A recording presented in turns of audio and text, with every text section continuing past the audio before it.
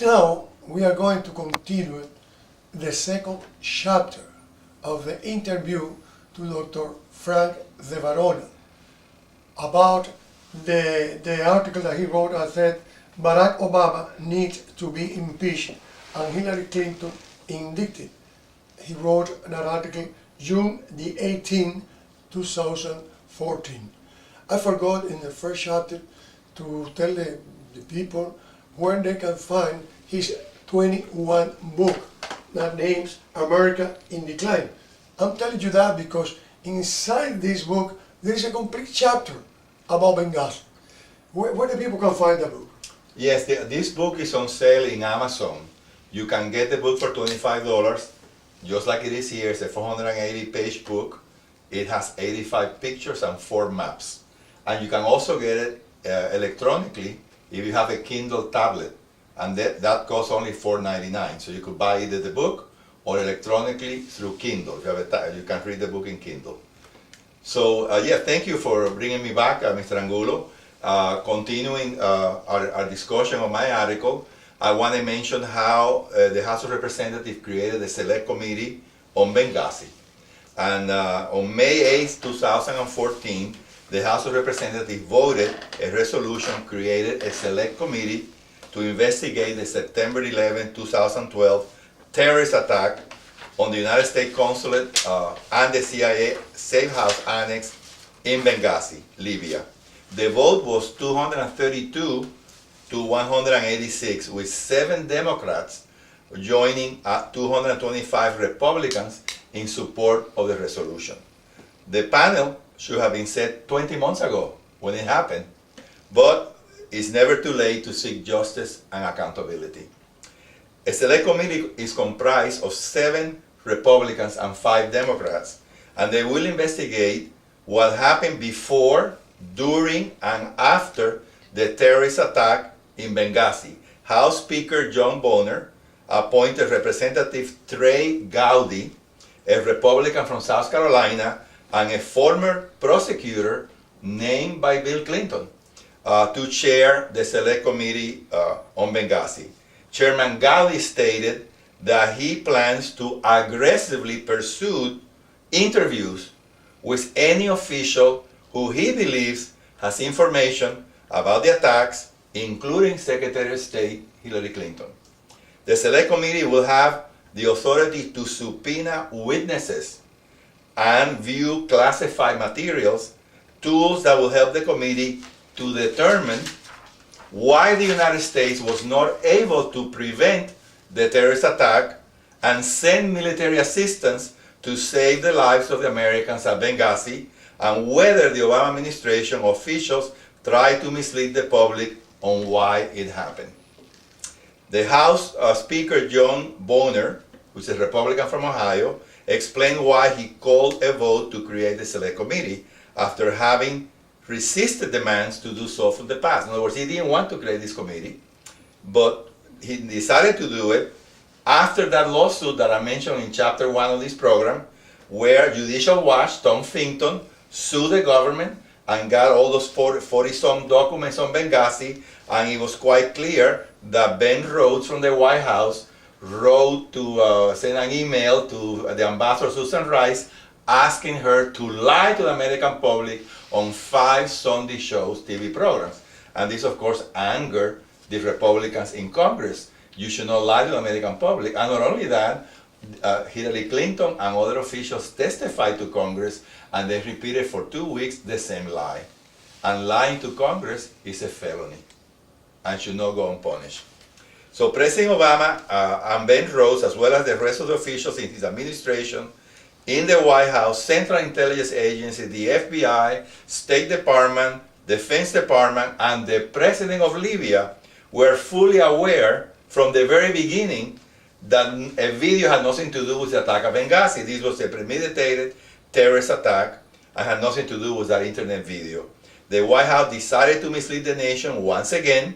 Speaker Boehner stated, quote, "A line was crossed," end of quote, when new information was discovered that pointed out the White House involvement in misguiding the American people in the talking points used by former United Nations Ambassador Susan Rice on 5 Sunday TV programs. So it was a deliberate deception to the American people.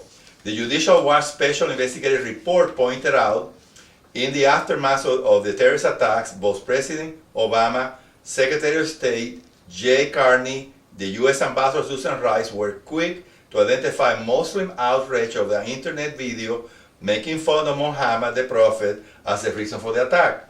The 4 of them, of course, were lying willfully and deliberately. And lying, as I mentioned before, is a felony, and all of them should be prosecuted. On September 14, 2012, at an event honoring the 4 dead Americans, Secretary of State Hillary Clinton stated, quote, "We've seen the heavy assault on our post in Benghazi that took the lives of those brave men. We've seen rage and violence directed at American embassies over an awful internet video that had nothing to do with us. As has been previously mentioned, U.S. Ambassador Susan Rice lied about the video, so now the Secretary of State is also lying about the video." So anyway, I want to now talk about what really happened at Benghazi. I have a chapter, as I mentioned, in the book where I cover this fully. I even have pictures of all the people involved at Benghazi. Now, this is where I got the information from. I'd like to share it with the viewers here. Doug Hartman of the Canadian Free Press, James Robbins of the Washington Times, a newspaper in Washington, Aaron Klein of WND, Roger Aronoff, the report that I mentioned in the previous chapter 1, Tom Finkton, Judicial Watch, all of them have explained fully that the Obama administration was engaged in a massive gun-running operation to Al-Qaeda, which included transporting heavy weapons from Libya to Syria. Ambassador Stevenson was in charge of this operation, which also involved recruiting jihadists to fight against the dictator Bashar al-Assad in Syria. So our president, the ambassador he appointed, were sending guns from Libya that were captured after Qaddafi regime fell, and those weapons were being sent to Turkey.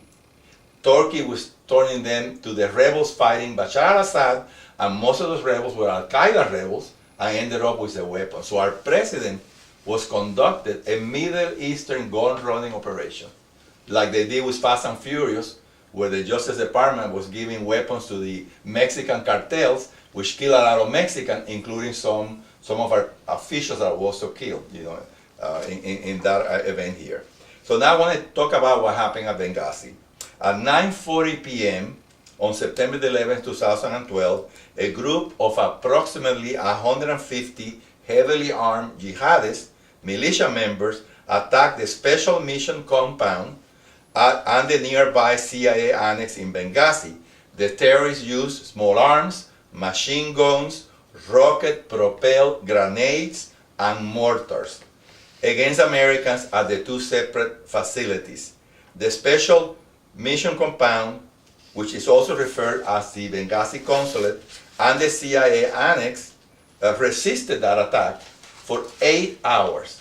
So because we had Navy SEALs there that knew how to handle weapons, we had soldiers there, and for 8 hours they resisted. As soon as the attack started, the Ambassador Stevens contacted Greg Hicks at Tripoli, where our embassy is, and told him, quote, "Greg, we are under attack." As soon as the attack began at 9:40 p.m.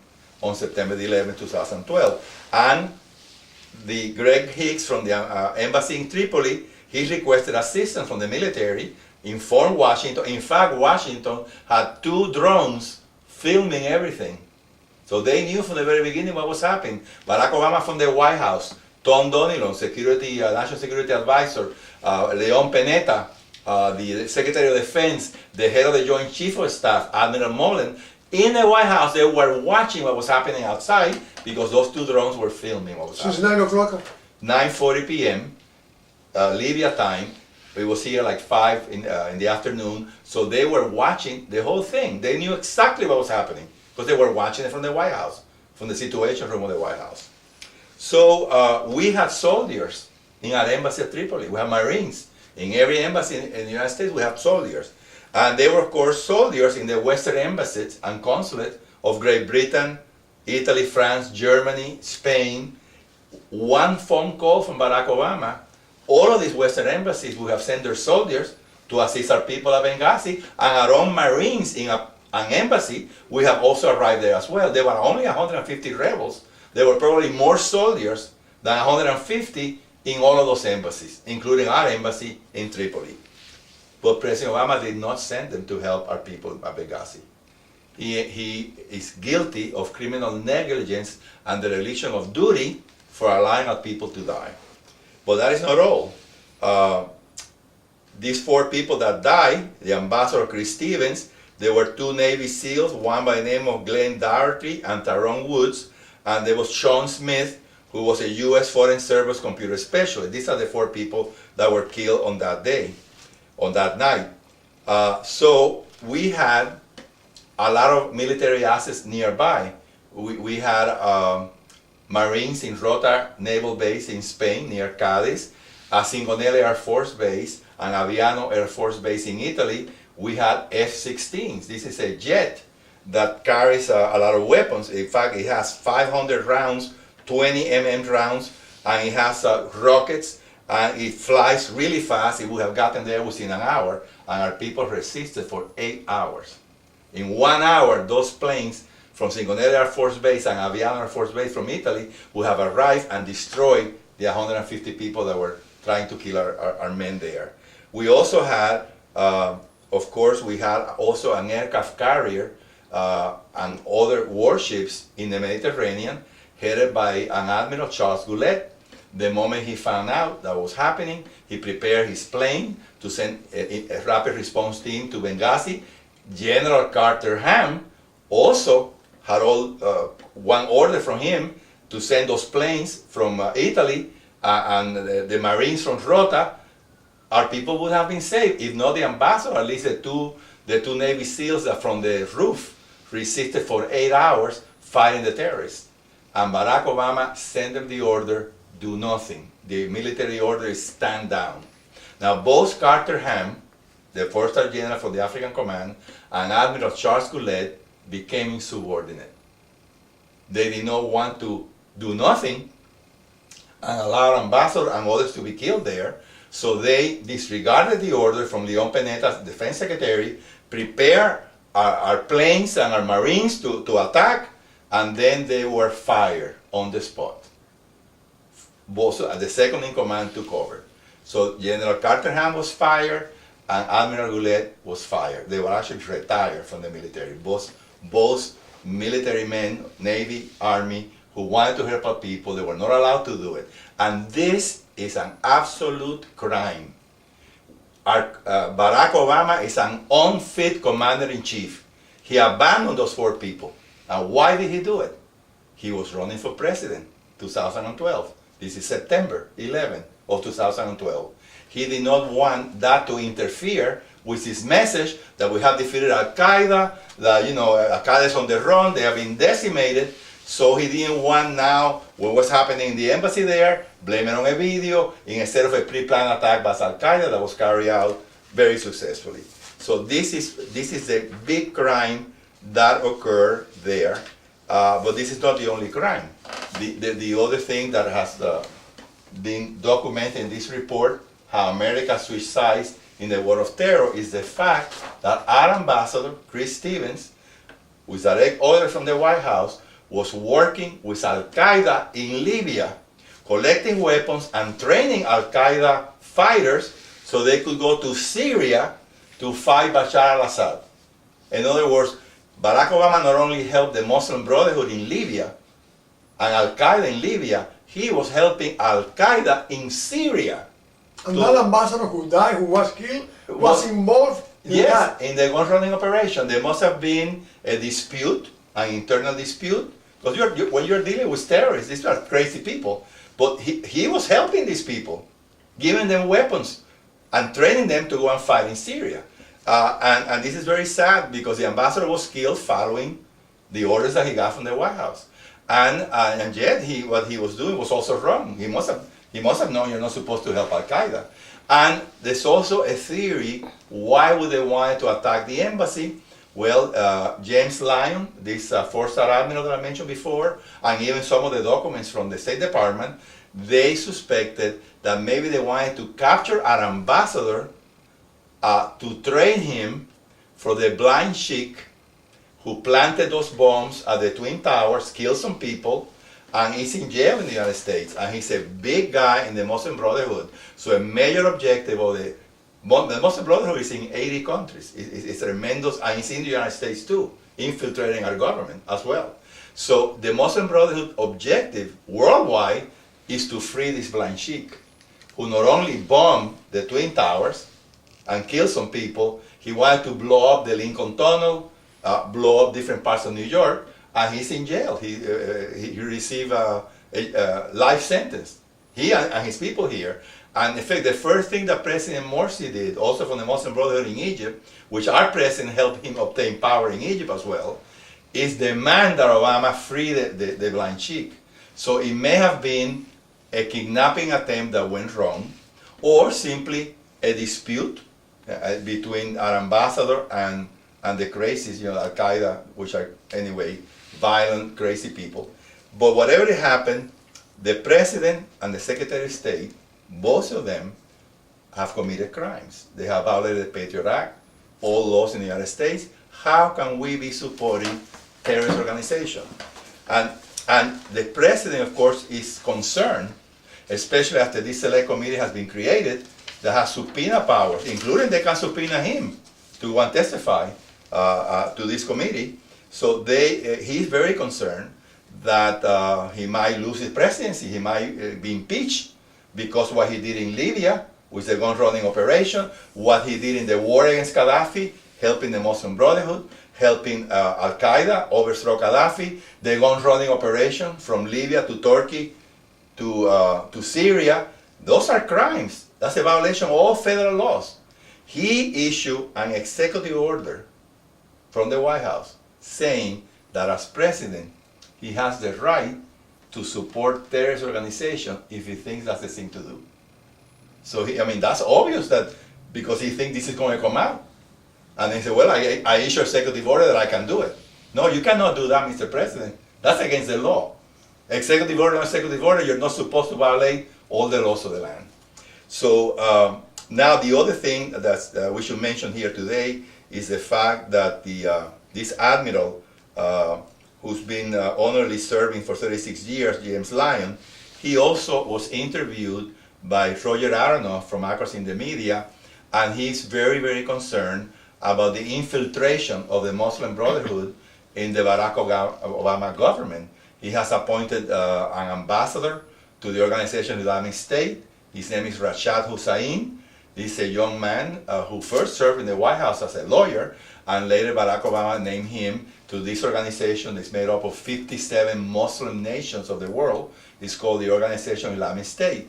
And he conspired, Barack Obama from the White House, conspired with this organization of 57 Arab nations, as well as the U.S. Muslim Brotherhood, to do the cover-up. This cover-up that happened for the 2 weeks, it wasn't just the White House. Our president was working with the U.S. Muslim Brotherhood, and this is in the report, detailed here in the report, how the President of the United States, this cover-up that I mentioned for 2 weeks, was planned by the Muslim Brotherhood of the United States and by the Organization of Islamic Nations. And by the way, this organization, worldwide organization of 57 Islamic nations, they want to take away our freedom of speech. They want to criminalize anybody that criticizes Islam or the Prophet Muhammad. And that violates the First Amendment of the United States. We have the right to criticize anybody. I'm criticizing the President of the United States right here, and I'm not violating any law. It's my right of free speech on the First Amendment. It's my right to say whatever I want to say, especially when I'm backing it with research done by national groups like the Citizen Committee on Benghazi. So this is very serious because the President of the United States, if this select, by the way, this select committee has access to this report. They have it.